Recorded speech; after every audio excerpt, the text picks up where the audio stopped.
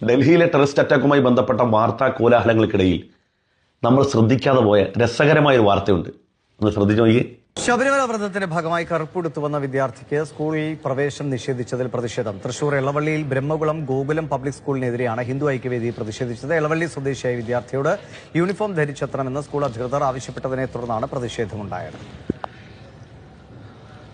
MS ലിഷോയുണ്ട്. Lishoy, പിന്നീട് പരിഹരിച്ചോ? എന്താണ് സംഭവിച്ചത്? ഇതുവരെയ്ക്ക് പരിഹാരമായിട്ടില്ല. ഗുരുവായൂർ ബ്രഹ്മകുളം ഗോകുലം സ്കൂളിലാണ് കഴിഞ്ഞ 10 ദിവസമായി വിദ്യാർത്ഥിയെ പ്രവേശിപ്പിക്കാതിരുന്നത്. ഈ ശബരിമല വ്രതാനുഷ്ഠാനങ്ങളുടെ ഭാഗമായി വിദ്യാർത്ഥി കറുപ്പ് വസ്ത്രമണിഞ്ഞ് സ്കൂളിലേക്ക് എത്തിയിരുന്നു. ആ എത്തിയ ദിവസം ഈ വിദ്യാർത്ഥിയെ സത്യം പറഞ്ഞാൽ ചിരിക്കാതെ ഈ വാർത്ത മുഴുവനായി എനിക്ക് കണ്ടു തീർക്കാൻ സാധിച്ചില്ല എന്നുള്ളതാണ്. 2 കാരണങ്ങളെ കൊണ്ടാണ്. ഒന്നാമത്തത്, ഈ അവസരത്തിൽ എനിക്ക് പഴമക്കാരുടെ ഡയലോഗ് ഓർമ്മ വന്നു. പണ്ടൊക്കെ ദൈവം പിന്നെ പിന്നെയാണ്, ഇപ്പം തത്സമയം കൊടുക്കുക എന്നുള്ളതാണ്. രണ്ടാമത് ചിരിക്കാനുള്ള കാരണം, ഞാൻ ആ ബാനർ ഒന്ന് ശ്രദ്ധിച്ചു നോക്കി. നിങ്ങൾ ശ്രദ്ധിച്ചു നോക്കിയ ബാനർ എന്താണ് എഴുതിയിരിക്കുന്നത്? തമാശ എന്താണ്?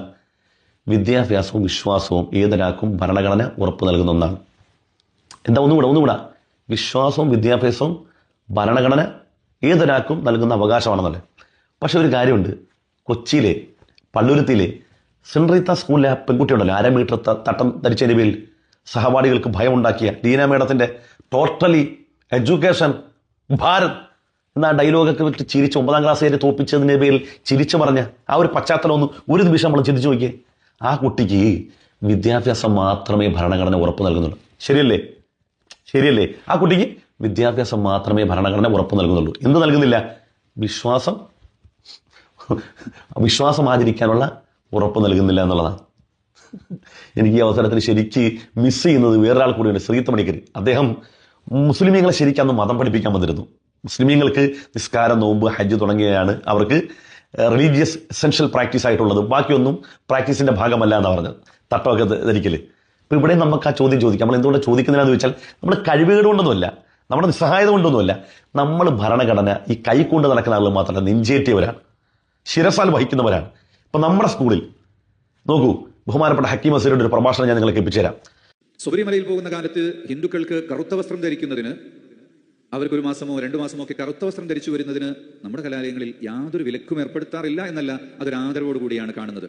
ഒട്ടുതെട്ട് വരുന്ന കുട്ടികളുണ്ട്, കുരിശ് ധരിച്ചു വരുന്നവരുണ്ട്. കുരിശ് ധരിക്കൽ അവർക്ക് മതത്തിന്റെ ഒരു എസൻഷ്യൽ ഭാഗമൊന്നും അല്ലെങ്കിൽ പോലും അവരുടെ ആചാരത്തിന്റെ ഭാഗമായി ചില കുടുംബത്തിൽപ്പെട്ടവർ, വിദ്യാർത്ഥികൾ പോലും കുരിശ് ധരിച്ചു വരിക എന്ന് വരുമ്പോൾ അതിന് തടയാറില്ല.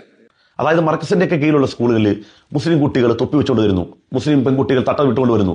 എന്നാൽ സഹോദര സമുദായത്തിൽപ്പെട്ടവർക്ക് അത് ബാധകമേ അല്ല.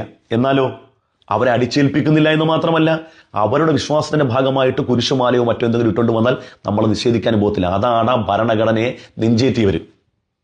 അതാണ് അവിടെ റിലീജിയസ് എസൻഷ്യൽ പ്രാക്ടീസും കുന്തവും മണ്ണാങ്കട്ടയൊന്നും അല്ല, മറിച്ച് ഒരുത്തന്റെ വിശ്വാസം.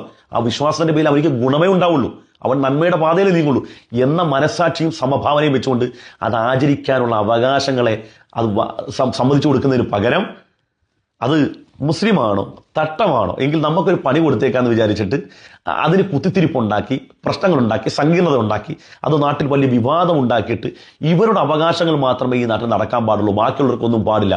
അന്ന് ഹിന്ദു ഐക്യവേദി പറഞ്ഞ ഡയലോഗ് എന്താ അറിയാവോ? നിങ്ങൾ മറന്നു പോകണ്ട, ശ്രീത്ത് മണിക്കർ, നിങ്ങൾ മറന്നു പോകണ്ട. അന്ന് നിങ്ങളെ ഉൾപ്പെടെയുള്ള സഹോദരൻ പറഞ്ഞ ഡയലോഗുണ്ട്.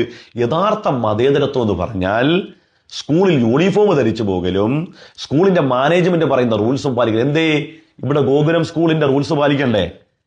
എന്താ യൂണിഫോം വേണ്ടേ? സ്കൂളിൽ പോകുന്ന പഠിക്കാനല്ലേ, വിശ്വാസം ആചരിക്കാൻ വേണ്ടിയല്ലല്ലോ. അന്ന് നിങ്ങൾ സെന്റ് റീത്താസിലെ ആ ചെറിയ 9ാം ക്ലാസ്സുകാരിയുടെ ആ പാവപ്പെട്ട കുട്ടിക്ക് മേൽ ഇത്തരം ആക്ഷേപങ്ങൾ പറഞ്ഞല്ലേ നിങ്ങൾ ഉറഞ്ഞു തുള്ളിയത്. അന്ന് ആ കന്യാസ്ത്രീയുടെ ചിരി എന്തായിരുന്നു? അവരുടെ ആ ചിരിച്ചു മറിയൽ എന്തായിരുന്നു? അവരെന്തെല്ലാം പറഞ്ഞു, അവരുടെ ഡയലോഗും അവരുടെ ആ 9ാം ക്ലാസ് വരെ തോപ്പിച്ചിട്ടുള്ള ആ ഒരു ബോഡി ലാംഗ്വേജ് ഒക്കെ എന്തായിരുന്നു? ഇപ്പൊ എന്താ ആർക്കും ഒന്നും കുരുങ്ങുന്നില്ലേ? ഇനി ഒരു കാര്യം ഇതിനകത്ത് പ്രത്യേകം ശ്രദ്ധിക്കേണ്ടതുണ്ട്.